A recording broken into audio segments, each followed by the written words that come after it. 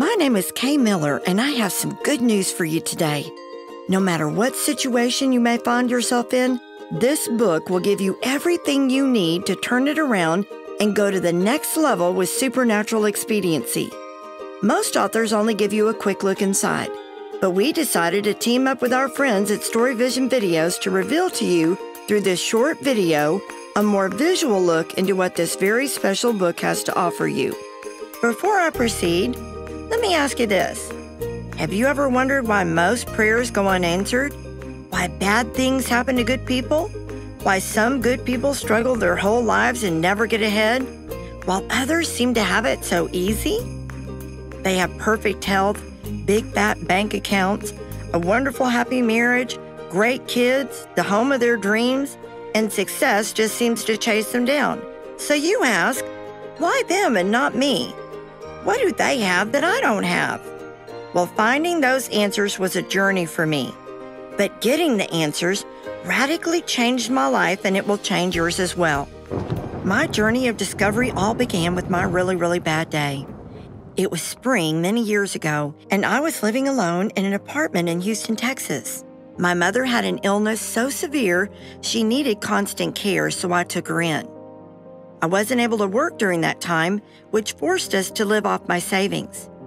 Over the next 6 months, I went through all my savings, ballooned from a size 6 to a size 16, became deeply depressed, had gotten sick myself, and was even contemplating suicide.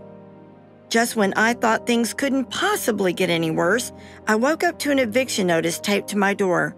Only 2 hours later, I got a call from my doctor's office requesting me to come in to discuss the results of my biopsy. I rushed to the doctor's office, and upon arriving, I learned I had cancer. Did I mention I had no health insurance? It was pouring down rain as I was driving back from the doctor's office. My old car reminded me of my life, sputtering along and falling apart. What was I going to do? How would I take care of my mother? Where were we going to live? How would I deal with cancer with no insurance? And what was the easiest and best way to kill myself? Just as I was pondering those questions, my car engine blew up and thick white smoke was billowing out from under the hood.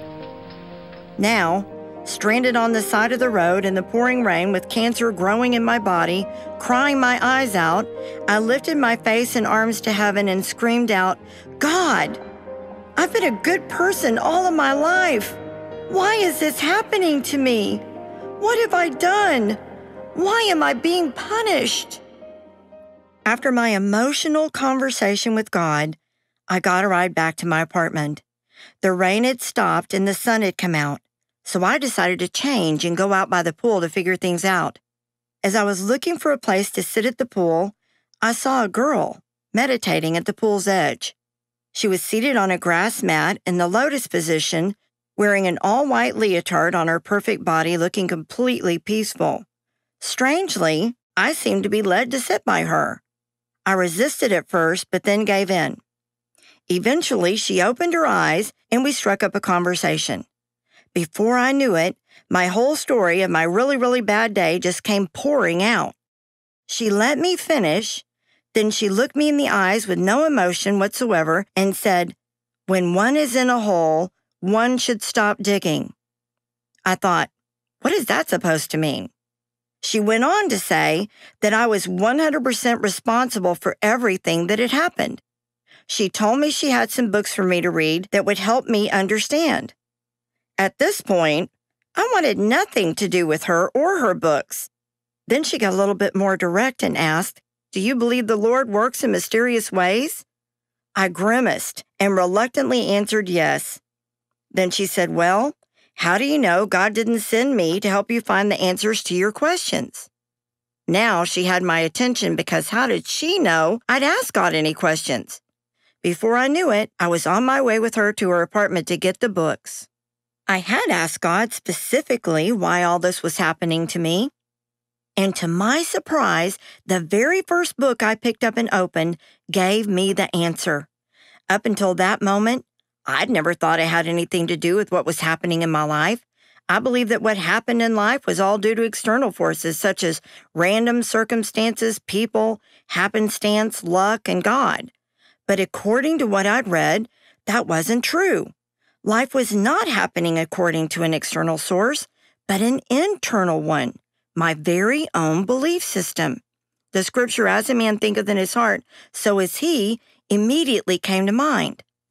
Upon deeper reflection, I can literally trace back every single negative event that was happening in my life back to a negative belief that I'd held at some point in time. And that included everything, from the cancer to the eviction. My own beliefs, albeit mostly negative, were all just self-fulfilling prophecies. The Bible once again confirms this in Matthew 9:29. In the Message Bible, it reads like this: "You become what you believe." This is an inescapable law. The law doesn't care if your beliefs are positive or negative. It reads and creates them all the same. Once a belief is projected more than once, it can form a negative life pattern that will then repeat itself relentlessly until it's changed. If you form negative life patterns such as, I can't lose weight, I can't get ahead financially, all the good guys or gals are taken, I'm a failure, I'm always overlooked for promotions, life isn't fair, etc., then this will be your experience until you change them at the subconscious level. So how do you change them at the subconscious level? That process is detailed for you in my book, The Keys to Everything. This process is so effective that people who had followed the steps to identify and clean out all their negative patterns have not experienced them again. This process lines up with what the Bible refers to as renewing your mind. Most people just don't know what it takes to accomplish that. Now, really eager to learn more of what these strange books I've been given contained, I continued reading day and night until I had devoured every one of them. Out of the vast information these books contained, there was another concept that I found to be particularly intriguing. It was about a state of mind that, once achieved, would open a realm of unimaginable possibilities. Right, I thought. This is the stuff of fairy tales and magical kingdoms. Being a very well-grounded and practical person, I thought, how could something this outrageous actually be true, and yet our greatest theologians, scientists, and most educated scholars know nothing whatsoever about it? That made no sense to me at all. But then, I also thought, what if there's even a small chance it's true and I missed it? As a Christian, I pondered, could this be the place that Jesus referred to as the kingdom of heaven and told us was at hand, meaning that it's available to us now? In Matthew 6:33, Jesus tells us to seek ye first the kingdom of heaven and his righteousness, and then all these things will be added unto you. Could the kingdom Jesus was referring to actually be this infinite realm? And could all these things be added unto you actually be about gaining access to limitless possibilities, no matter how seemingly impossible they might be? Imagine finding this place that Jesus told us exists right here and now, where the laws of nature are suspended and all things become possible in the present. A place where matter is unlocked and can literally be deconstructed down to the molecular level and then reconstructed into a brand new form. A place where water can be turned to wine, the sick can be instantly healed, the dead can be raised, and any dream you dare to dream can become possible in the now. Jesus did tell us that we could do all the things he did, and even greater things than those. Maybe that hasn't happened yet because we misunderstood what he actually meant. I made a decision to find out for myself if this were true by seeking out the kingdom and turning my life completely around in this supernatural realm, and that is exactly what I did. Starting out, I knew I'd need a clear set of step-by-step instructions on what I would need to do, because at that moment, I didn't have a clue. The books the girl had given me had been very informative, but they did not contain the clear steps I needed. So my journey actually began with 3 days of ceaseless prayer, asking the Lord to show me the way into the kingdom of heaven. You're probably familiar with the concept of downloading something from the internet. Well, after 3 days of intense prayer with only the occasional nap, I finally laid down and drifted off into a deep sleep. In a dream, I was suddenly caught up into heaven and led to a place where I met with Jesus. Through what I call a heavenly download, Jesus himself imparted into me the 7 keys to unlock the kingdom on earth. As soon as I woke up, I wrote them all down as fast as I could. The 7 keys actually work like a combination to a lock that unlocks the door to the kingdom of heaven and gives you full access to the infinite possibilities that await you there. All 7 keys must be applied simultaneously exactly as instructed, or they won't work. You will also need the deeper revelations of each of the 7 keys and their function, which are far too involved to share in this short video, but are of course available in the book for those who are interested. I asked the Lord why more people didn't know about these keys. And he said, "Seek, and ye shall find. Knock, and the door shall be opened." It seems you must first be a seeker in order to find them. Once I had carefully applied these 7 keys precisely as instructed, 72 of the most incredible goals I had ever dared to dream all came true in the most outrageous, unusual ways you could possibly imagine, and all in less than 90 days. That's right, I said in less than 90 days. Do you have goals or dreams you'd like to achieve? Have you given up on your dreams? Well, don't, because no matter how seemingly impossible those dreams may seem to you now, I can assure you they're all possible with the 7 keys. Entering the kingdom realm, where all things are possible, is not a rite of passage for the skeptics or for those who refuse to believe it even exists. It's only available to those who will keep an open mind and who are willing to apply the 7 keys that are in my book, The Keys to Everything. Entering is not easy, but I can assure you it will be the most incredible experience you will ever have in your whole life. Throughout history, there have been glimpses of people who have touched this higher realm, such as the child prodigies, savants, and of course Jesus.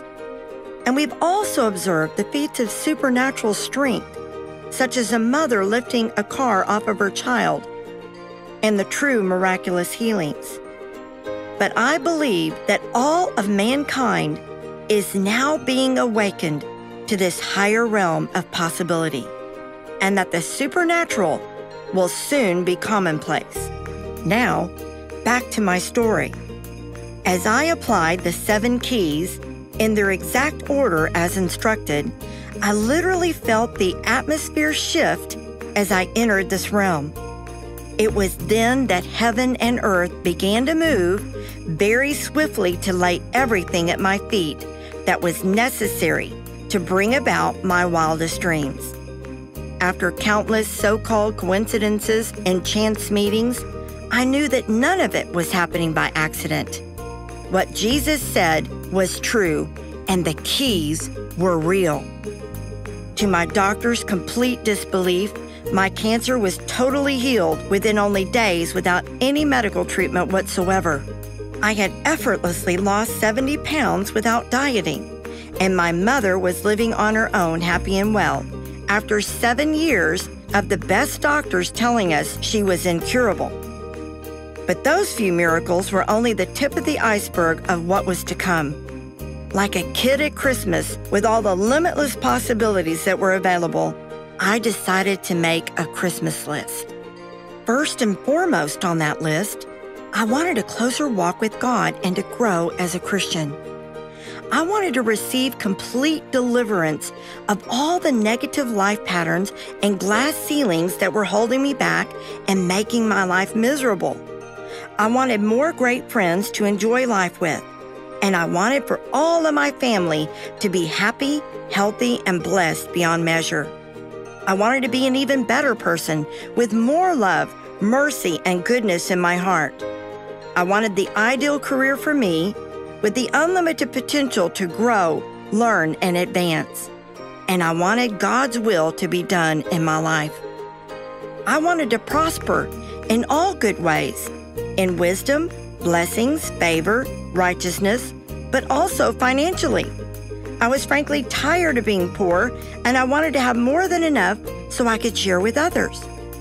I had learned that it's not God's will for me to be poor, and that being poor did not make me a better Christian.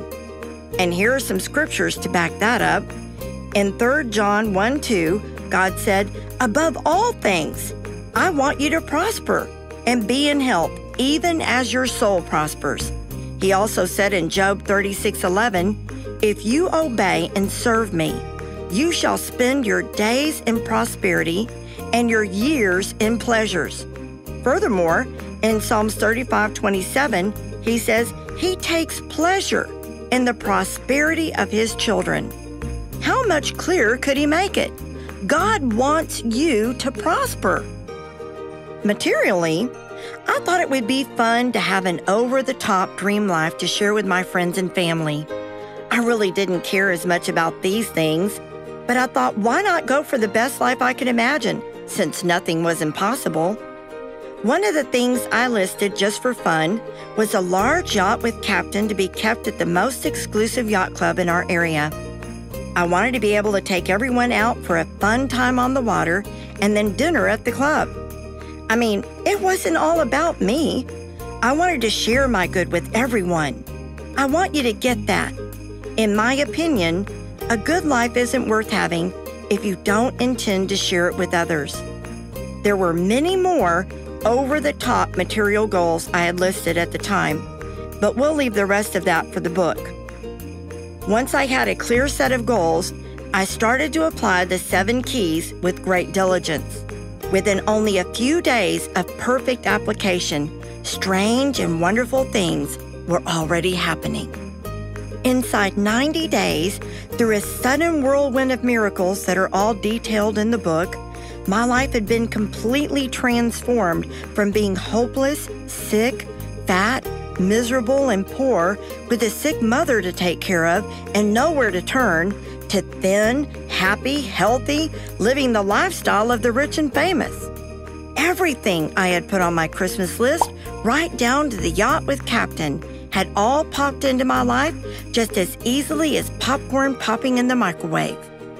My mother, who had always been a hard skeptic, had also become a total believer because she had to believe what she saw with her own eyes. And many others became believers as well because they were also eyewitnesses. Now, I knew beyond any shadow of a doubt that I had received the greatest gift of my life, the knowledge that the kingdom of heaven is real, along with the keys to enter. Praise be to God. His word is true. I realized this was profoundly important information that the vast majority of people on planet Earth know nothing whatsoever about. That's why I wrote The Keys to Everything, to tell the world that the kingdom of heaven truly is at hand and to share a proven way that I found to enter it.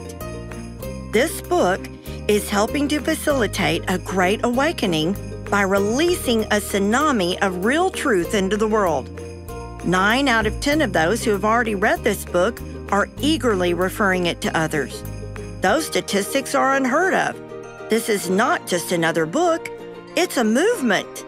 I hope you will join me in experiencing this truth and then passing it on to others, because there are millions of people still suffering needlessly who need to know this truth, the truth that sets us free. The book also contains hundreds of other life-changing revelations that have been received through more divine downloads from heaven, all of which are biblically based, as well as the 7 keys.